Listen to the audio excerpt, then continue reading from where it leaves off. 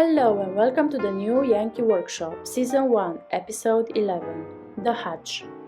In the kitchen of the Fitch house at Old Stourbridge Village, a living history museum in Stourbridge, Massachusetts, Norm shows viewers an early American hutch, known in its day as a cupboard. A hutch was for rabbits. Norm returns to his workshop to build his own model, a modified chest of drawers made of knotty pine, featuring a base cabinet with raised panel doors and an open shelf section topped with a decorative crown molding detail. Enjoy! Here we are, at the kitchen of the Fitch house at Old Stourbridge Village. And what are we preparing here? Applesauce. And it smells good. Now on the other side of this ironing table is the piece I want you to see. It's a cupboard. I've been reminded not to call it a hutch. Back in those days, a hutch meant a rabbit's house. But it's beautifully made from wide pine boards. And down below, note there are no drawers, just a door. And the area behind was probably used to store foodstuffs or cooking utensils. Well, now here's our version of that indispensable piece of early American furniture, the hutch. It's really nothing more than a modified chest of drawers, with the addition of some raised panel doors down below. And up above, we have this fixed shelf section with a nice crown molding detail to cap it off. Now, one thing you might notice is that I've built this piece with what we commonly call number 2 pine. It has knots, and I think it'll look really nice when it's finished. And the good news is that the number 2 pine is about 1/3 the price of nice clear pine. Now, the first thing we're going to build is this base cabinet. Let's take a look at it. There's a bottom shelf, an intermediate shelf, and then these drawers are held in place by a frame that they ride on. Now let's take a look underneath. Now the sides and the top are held together by yet another frame. And the first thing I want to do is build these 2 frames. Here are the pieces I need to make the top frame. And I'm going to join the pieces together using this tongue and groove joint. I want to do the groove first in the long pieces, and I've set up the table saw with a dado head cutter. And that's really nothing more than 2 blades set at an angle to one another to plow out varying width grooves.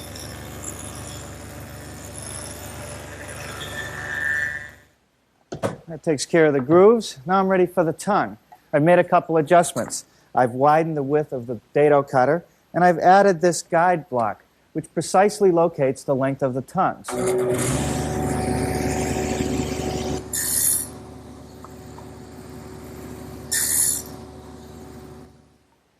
The frame that the drawers ride on is built exactly like the top frame. It's put together with the tongue and groove joints, and I've added 2 more pieces in the middle for the drawers to ride on. All the joints will be assembled using yellow carpenter's glue.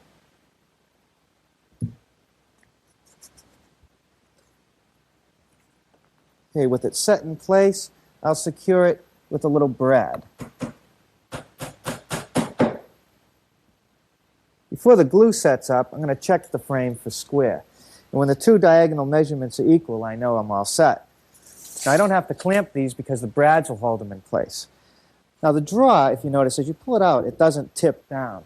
And that's because I've added a little cleat underneath here, and that's fastened to the same frame. And here they are. There's 3 of them. And they get secured in place with some wood screws.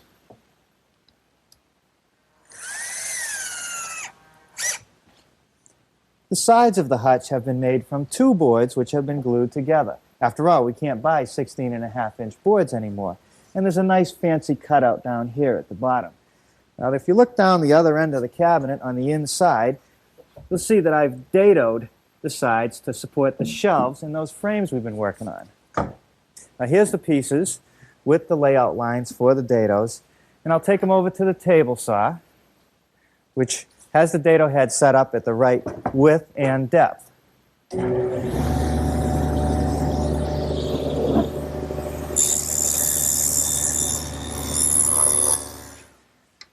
Well, that takes care of the dados for our bottom shelf, the middle shelf, and for the drawer frame. But for the top frame, I need a rabbet joint because the frame will sit flush with the top of the side panel.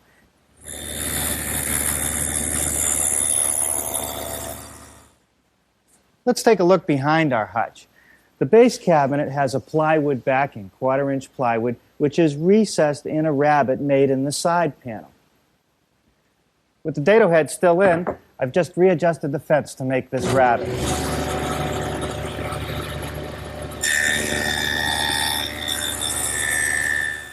Well, there's no better time than now to cut out this decorative detail in the side panel.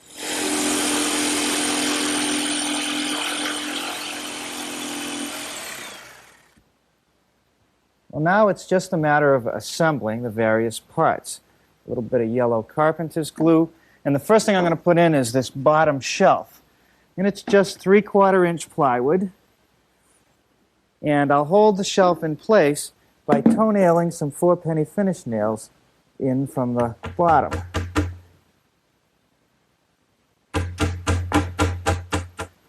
And now the middle shelf, which is just another piece of 3/4-inch plywood. And now the drawer frame.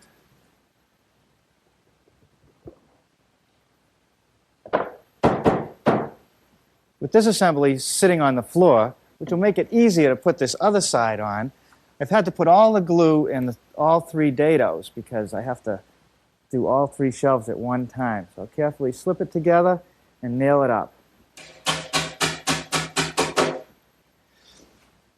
The top frame is held in place with some glue and some 5-penny box nails. And I can use the box nails here because they won't show when it's all finished. Some more glue, and now the back is ready to go on. It's 1/4-inch plywood. I'll just set it down and put a couple nails along the top edge. Okay, now by checking the diagonals, we'll see if it's square. That looks pretty good. So now I'll just nail this corner, and then I can finish by nailing about every 6 inches along the perimeter and the intermediate frames and shelf. The face frame is a very important element in this design. The vertical members help support the cabinet. They also give us a place to hang the doors, and the combination of horizontal and vertical give us our drawer openings. Now all the joints are what we call half-lap joints, and I'll show you a little sample over here. Simply half the material is removed and they just lap over one another. And I've moved my dado head from the table saw to the radial arm to do that job. Well, that should take care of the half laps.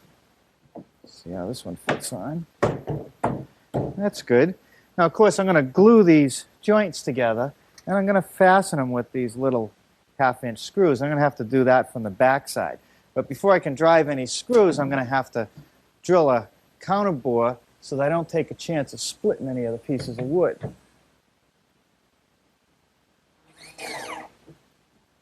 Well, that takes care of the face frame, but before I can put it on the cabinet, I want to cover up the edge of this plywood shelf with this piece of pine, and I'll just glue and nail that in place.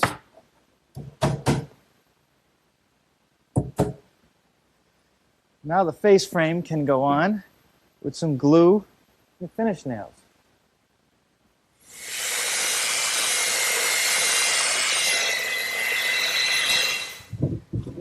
Now, in order to prevent the drawers from wandering from side to side as they go in, I've added some cleats between the drawers and on the end. And I just fasten those in place with some drywall screws. Well, here's my top, a couple boards that I glued up and let set overnight. And the first thing that I'm going to do is scrape off this excess glue and sand it down.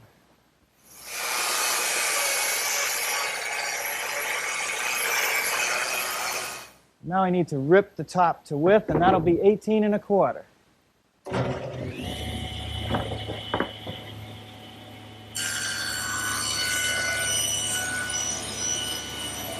Well, now I have to square up and cut the top to length. And to do that, I'm going to use this big homemade T-square, which just rides in the guide of the saw. And the first thing I'm going to do is square up one end.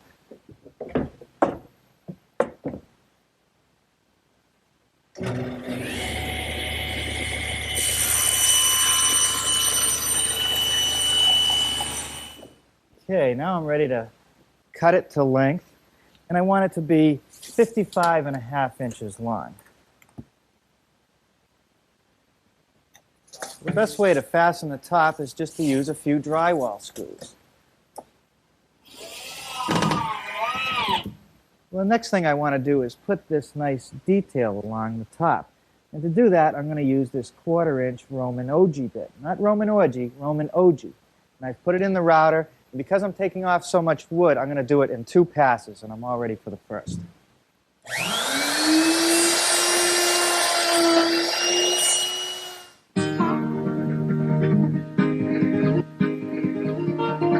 I've clamped a piece of one of the shelves in the bench vise, and I'm going to route it out using a 1/4-inch veining bit set up in my router.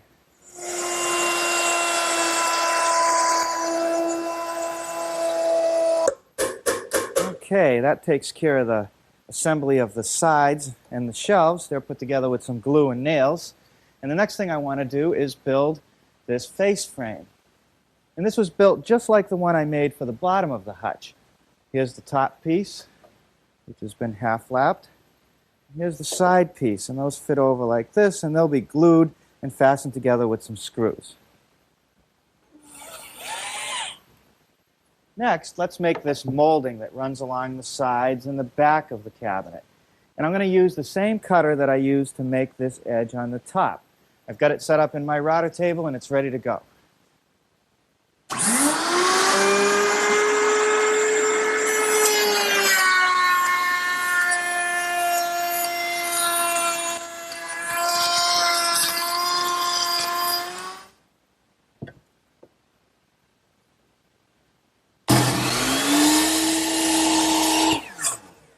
With the upper part of my hutch set upside down on the floor, I'm ready to fit this piece of molding right here. I have a short piece which is mitered on each end. I just turn that around and butt the mitered end up against the face frame, and then mark the length on this edge. And I'll just turn it around, end for end, and butt it against this face frame, giving me the length of the other piece. I'll cut these over here on my miter box, which is already set at a 90-degree angle.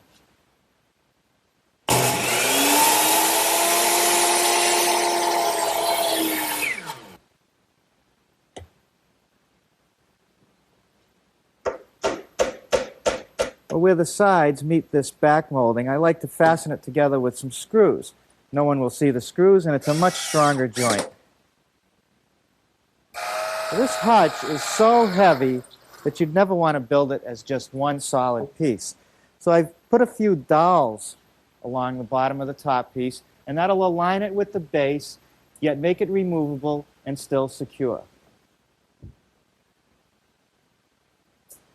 These marks will precisely locate where I have to drill my holes in the base.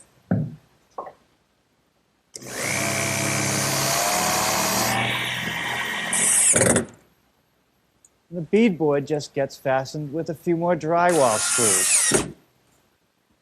Okay, let's turn our attention to this molding detail. It looks complicated, but it's really not that bad. The first thing I want to do is make this 1x3 band. And I've got one underway over at the workbench. Now the corners are put together with some little glue blocks and screws. And what this does is just helps to reinforce the joint. Now you'll also notice that I've held these little blocks up about 1/4 of an inch, as well as this center block. And that's so that when I put this assembly on the top frame, it'll lap down onto the face frame 1/4 of an inch. And this assembly is held in place with a couple screws. Next, I'll put a line on that band about 3/4 of an inch down from the top edge. Next, I want to make this little backer block right here, which is beveled at 40 degrees to match this molding.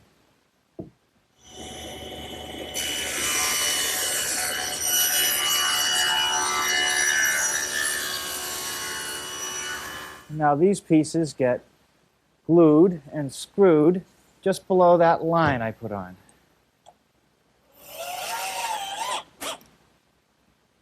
Cutting crown molding is definitely a challenge. What I like to do is simulate what's happening in the field back here in my miter box.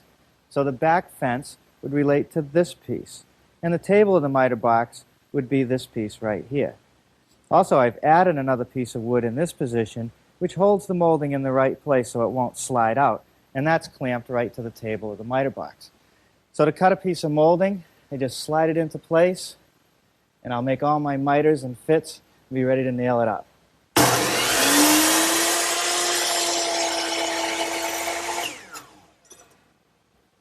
A little bit of glue on the corner joint of the molding, and before I put that up there, you can see how important this bevel strip is, because that's what I use to fasten all the moldings.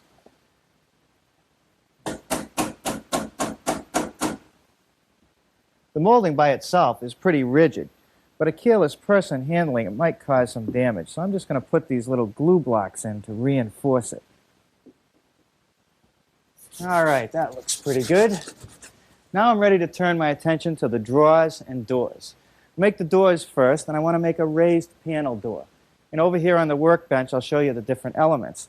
There's two stiles and a top and bottom rail. And then there's two pieces of wood that have been glued up about 13 inches wide, forming a raised panel. Now the stiles and rails will be grooved, and they'll help secure the panel in place.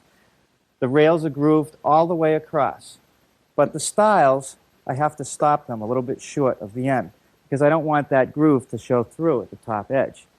And I'll do that right here on the router table. I've put a couple indicator marks on so I know where to drop the piece on and to take it out. I'll make my raised panel right here at the radial arm. There's a molding head in here with 3 cutters installed in it, which cut the profile of a raised panel, and it sure makes the job easy.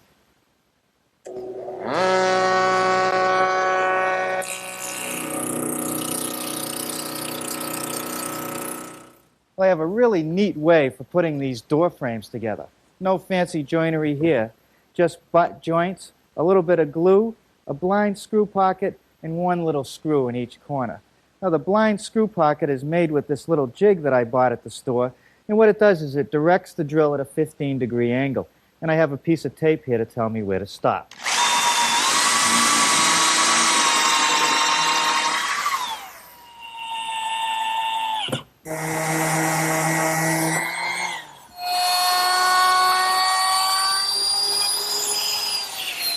Well, now it's just a matter of rounding over all 4 edges of the door with a 3/8 rounding over bit.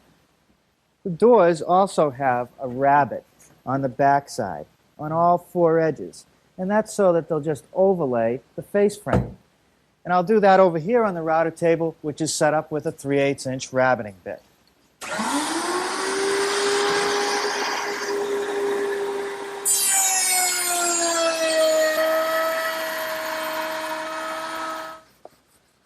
Well, that does it for the doors. Now let's start working on those drawers. The first thing I want to do is work on the drawer front, and that's been rabbeted on the back side on all 4 edges. And I'll do that over on the router table with exactly the same setup I just used on the doors.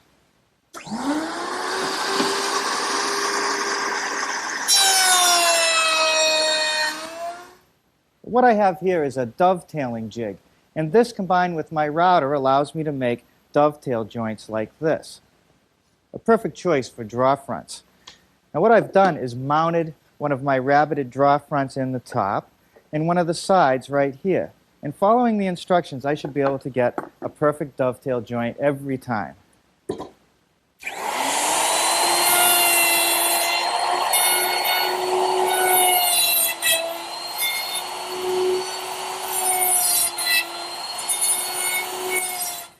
Now the back of the drawer is joined to the side by a dado joint.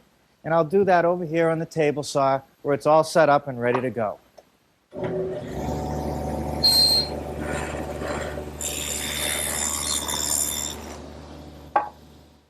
This groove right here in the side of the drawer will receive the plywood bottom. And I make that groove over here on the table saw with the dado head set up.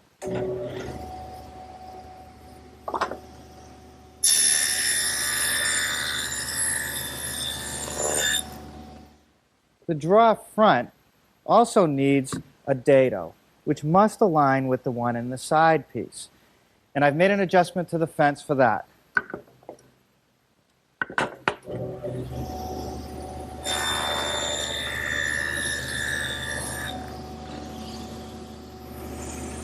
draw front is rounded over and has a little lip on the edge.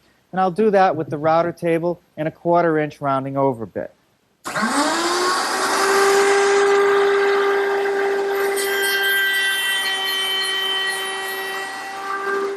Let's assemble the draw.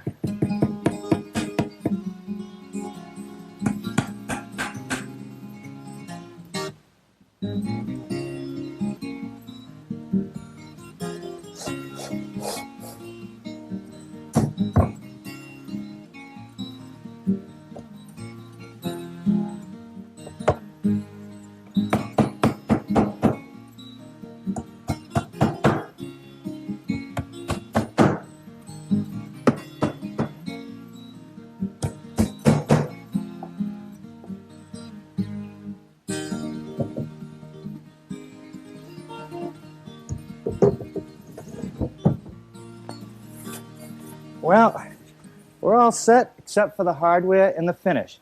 Let's put the finish on first. Well, it takes a little bit of extra time, but the first thing that I like to do whenever I start finishing any of these projects is to put a coat of sealer even on the areas that I'm not going to see when it's all finished. It protects the wood from absorbing too much moisture, and it makes it easier to keep it clean. For my hutch, I wanted sort of a pickled look, and that allows the grain and the knots to show through. The first thing I did was tried some white stain, and that really didn't give me the color I wanted. It's too light. So over here I used a white alkyd paint, and I just put it on with a brush, let it set a little bit, and then I'll wipe some of it off with a rag. Now after about 15 minutes, with a rag dampened with a little bit of mineral spirits, I can take off as much or as little as I want. Well, now that that thin coat of white has dried, I'm ready for a coat of clear sealer. And that sort of gives it a little bit of a green color, a pickled look, which is exactly what I want. Well, 2 coats of a satin finish urethane with a light sanding between each coat, and this piece is ready for any abuse that it might endure.